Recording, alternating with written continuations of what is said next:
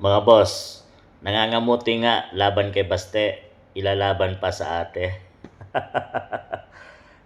Baste Duterte versus Lene Robredo, parehong mayor ng isang lugar dito sa Pilipinas.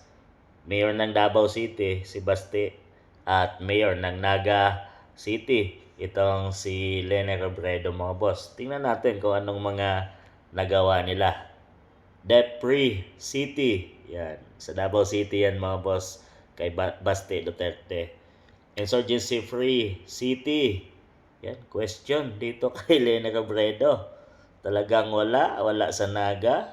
Best city in the Philippines, WTI survey. Yan, mga boss. Question din.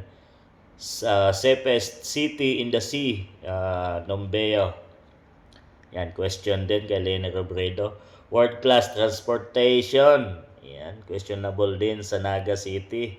World class, mga boss, dahil kung may mga libreng pasakay din sila dyan sa Davao City, mga boss. Cleanliness city in the Philippines, from Nombeo. Ayan, question din dito sa Naga City. Mga pink, ano ba ang accomplishment nyo sa nanay nyo maliban sa pagwawalis?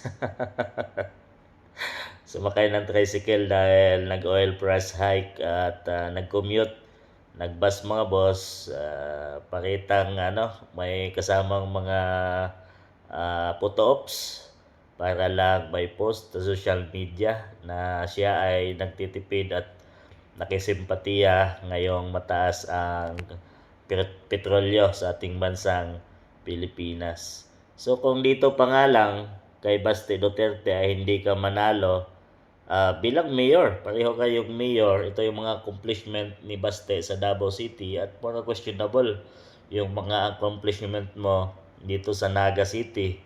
Kahit nga naman yung naging vice president ka, tahimik ka. Puro questionable, wala ka ding mga nagawa dahil ang ganyang nagawa ay tugisin at salungatin ang lahat ng mga desisyon ni FPRRD o ni Tatay Digong Duterte, mga boss. Kaya naman, talagang ayaw at inalis siya noon sa housing na itinalaga siya ni PRRD. Pero kahit pa naman ganon, ay hindi at protektahan pa rin siya ni Tatay Digong, mga boss, na ayaw ipa-impeach dahil binoto siya ng sambayan ng Pilipino at hindi dapat ganon.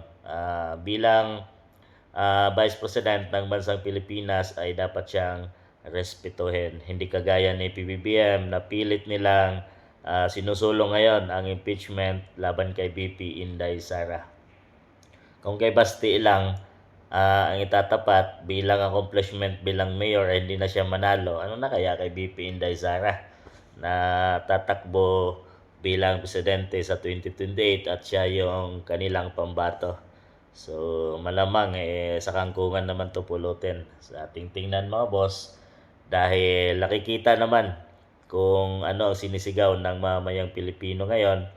Kahit saan pumunta si BP Inday ay talagang parang rally at nagsisigawan, natutuwa ang mamayang Pilipino. So abangan natin at kung ito ang kanilang ilalaban ay tingnan natin kung sino ang mananaig sa 2028 bilang presidential election.